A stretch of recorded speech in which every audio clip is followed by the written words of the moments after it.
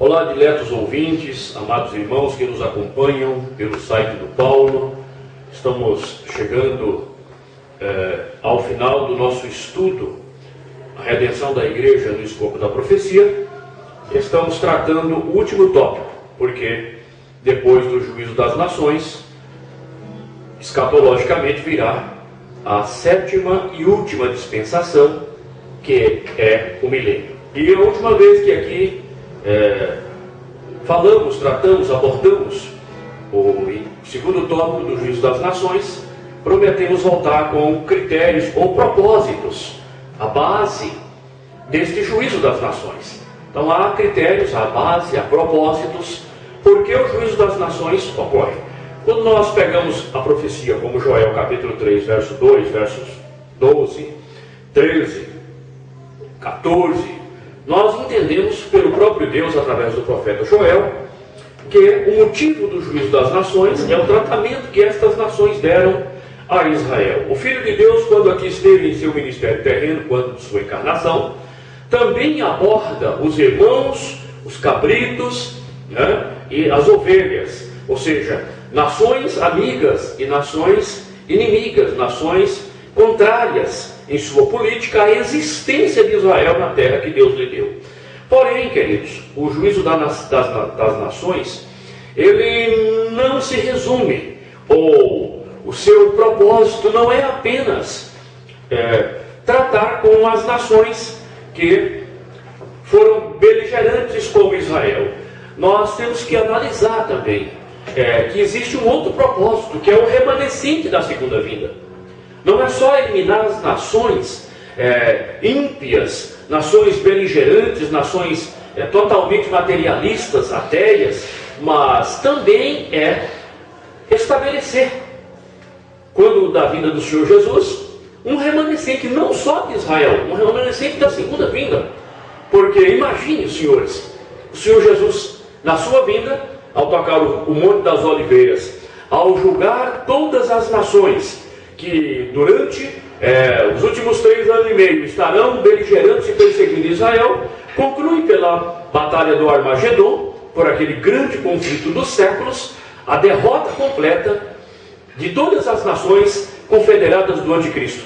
A razão não é só defender Israel, é também ser recebido pelo remanescente da segunda vinda, para que se estabeleça o milênio, que é uma dispensação como a nossa, com uma diferença que pelo juízo das nações será eliminado todo o mal. Então eu gostaria de analisar aqui um ponto de vista interessante no meu trabalho, a redenção da igreja no escopo da profecia, no tópico 4.7, o remanescente da segunda vinda. E analisei aqui o que quero bem rápido mostrar aos senhores. Passagem como Malaquias 3,16, Ezequiel capítulo 20, versos 33 a versos 38, capítulo 37, versos 11 a versos 28. Essas 3 passagens, pelo menos, que eu acabo de citar.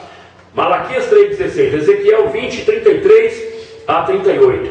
E capítulo 37 de Ezequiel, a visão do vale de ossos secos, mas especialmente do verso 11 ao verso 28.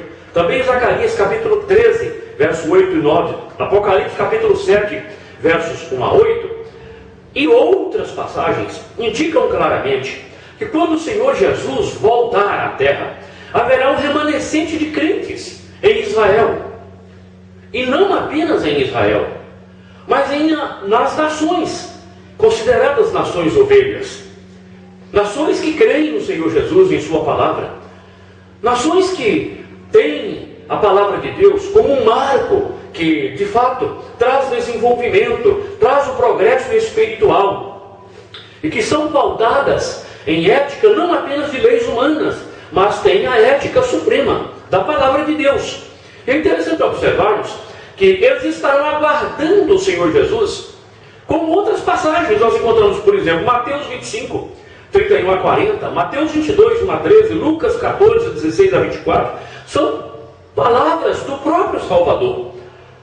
Um fato interessante, antes que observemos aqui mais alguns outros propósitos, queremos observar esse remanescente, é que, por exemplo, a parábola das 10 virgens. Estou falando para pessoas cultas, pessoas leigas. Creio que quem acessa o site do Paulo está nos assistindo através desses vídeos, vamos analisar o que eu vou dizer agora. Por exemplo, a parábola das 10 virgens. Num estudo mais profundo, você vai observar que o Senhor Jesus não está falando diretamente do arrebatamento da igreja, está falando da iminência do arrebatamento. Mas a parábola das 10 virgens, ela é voltada a Israel. O cortejo, as 10 virgens, 5 prudentes, 5 loucas. O contexto do azeite não é o Espírito Santo. Ninguém consegue comprar o Espírito Santo e voltar a bater a porta do Senhor. Então trata do remanescente. Uns rejeitados, outros que serão aceitos. Portanto, remanescentes que estarão aguardando o retorno para que na segunda vinda o Senhor possa cumprir todas as promessas e contidas na aliança abraâmica. Em Abraão, Deus promete abençoar todas as famílias da terra. Você poderia dizer, mas pastor, Deus está abençoando através de Jesus Cristo, o descendente de Abraão. Entretanto, queridos, a bênção ela estende-se. Por quê? Imagine, senhores, esta dispensação da graça, a dispensação da igreja, a dispensação do Espírito Santo, no mundo não será totalmente alcançado. Haverá pessoas que ficarão. Imagine se o Senhor Jesus voltar aqui e a maior parte das nações serem lançadas no tormento eterno e não houver um remanescente para que inicie-se a última dispensação, a dispensação do reino na terra. Seria muito tristonho. Então não pensemos que o mal vai triunfar, que o anticristo vai arrebanhar todas as nações e que o Senhor Jesus não terá como estabelecer o seu reino em um remanescente de pessoas, porque o Apocalipse nos mostra pessoas que morrerão, mas pessoas que também ficarão firmes no Senhor. Então é interessante observar aqui que alianças como a abraâmica, como a aliança davídica, que prometem não só a Palestina, mas as bênçãos a um remanescente que esteja fiel, entre crentes gentios que possam receber a fé e os benefícios da aliança e do reinado do seu rei, porque haverá um rei, haverá um trono e haverá súditos deste reino. Portanto, o juízo das nações é para filtrar em seus propósitos nações que não poderão estar no reino, porque são nações que defendem princípios totalmente contrários à palavra de Deus.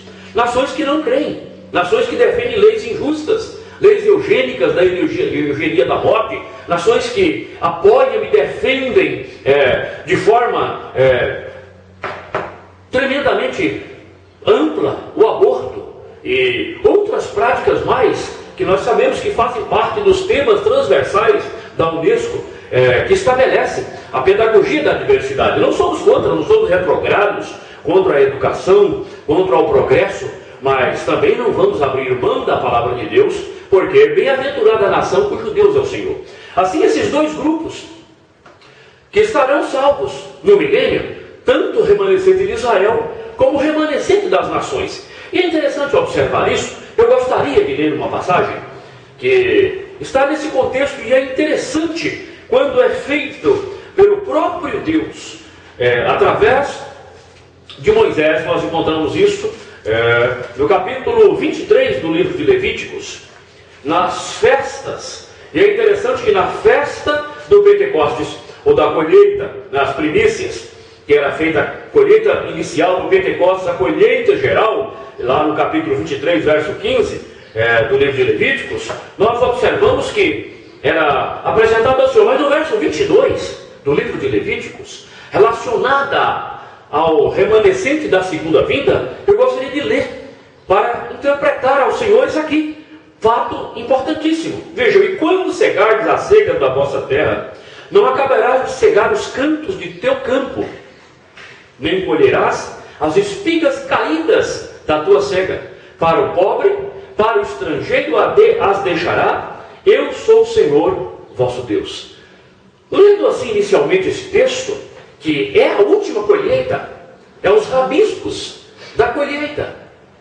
Deus ordena que fique, você observa que há duas ordens de frutos: os caídos, tá? E os rabiscos do canto do campo. Então, se você for analisar numa interpretação de acordo com uma exegese segura, você vai encontrar aqui os dois remanescentes. O remanescente de Israel, representado pelas espigas que ficam nos cantos do campo.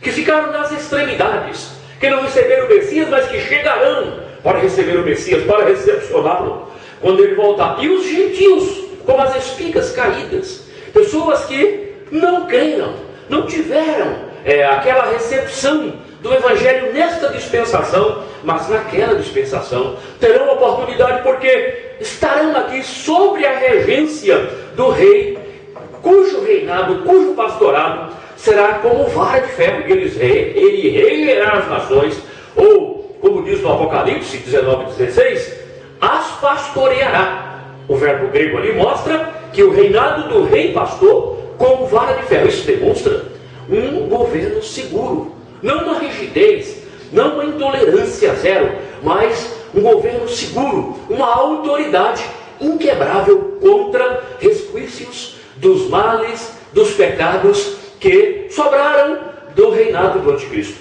Então observe, os senhores, que isso ficou para o estrangeiro, para o pobre. E o Senhor diz aqui: eu sou o Senhor vosso Deus. Logo que o remanescente da segunda vinda, ele precisa ser preservado. Pela profecia, por exemplo, de Zacarias, 2 partes da terra serão desaparecidas. Nós encontramos isso no capítulo 3, versos 8 e 9 de Zacarias, que só uma terça parte. Mas se você for observar, isso não é a terra no geral, o contexto está na terra de Israel. Logo, o juízo das nações, que nós estamos tratando, e que queríamos só observar aqui, é interessante vermos, que quem escapar do Armagedon estará esperando encontrar Cristo em seu retorno. Isso é um começo que Cristo cumprirá literalmente as alianças feitas a Israel e as bênçãos por extensão às demais nações, porque em Abraão Deus promete abençoar todas as famílias da terra em Jesus com o Evangelho, não apenas na dispensação da graça. Não seremos ambiciosos nem egoístas, achando que Deus voltou-se nessa dispensação só para nós e que não abençoará e que não salvará o restante do mundo, porque do Senhor é a terra e toda a sua plenitude, o mundo e todos os que nele habitam. Deus não é Deus só dos crentes e da igreja. Deus é Deus de todos os povos, de todos que se crerem, e Ele terá critérios. Portanto, o juízo das nações é um critério de filtragem. E eu, concluindo essa parte, quero mostrar: essas considerações tornam necessário o arrebatamento pré-tribulacionista da igreja, para que Deus possa preservar esse remanescente depois da durante a grande tribulação, e assim cumprir as suas promessas. Eu quero observar aqui bem rápido alguns critérios do juízo das nações. Por exemplo, vamos observar aqui a base do juízo, que a base é a justiça.